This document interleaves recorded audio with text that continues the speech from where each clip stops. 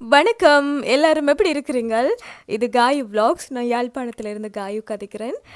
என்னோட காணொளிகள முதல் தடவையா பார்க்குறவங்க ஃபாலோ பண்ண மறக்காதீங்க. சரி, இன்னைக்கு இந்த காணொளியில என்ன பார்க்க போறோம் அப்படின்னு சொன்னால், வேப்ப மரத்திலான ஒரு சாமி மாடம் பற்றி இந்த காணொளியில முழுமையா பார்க்கலாம் வாங்க.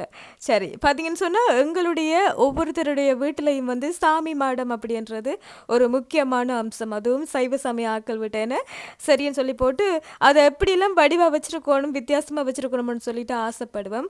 அதற்கேற்ற வகையில நீங்கள் ஆசைப்படுற மாதிரி ஒரு சாமி மாடத்த வந்து இன்றைக்கு காணொளி மூலமா என்னோட என்னோட காணொளி மூலமா உங்கள் எல்லாருக்கும் காட்டுறேன். சரியா? பெரும்பாலும் பார்த்தீங்கன்னு சொன்னால், அந்த சாமி மாடங்கள், அந்த கடவுளுக்கு உகந்த ஒரு தளபாடங்கள் செய்யணும் அப்படின்னு சொன்னால், பெரும்பாலான ஆட்கள் வந்து வேப்ப மரத்தில, வேப்ப மர பலகையில தான் செய்வாங்க. அப்படிப்பட்ட ஒரு வேப்ப மர பலகையில உருவாக்கப்பட்ட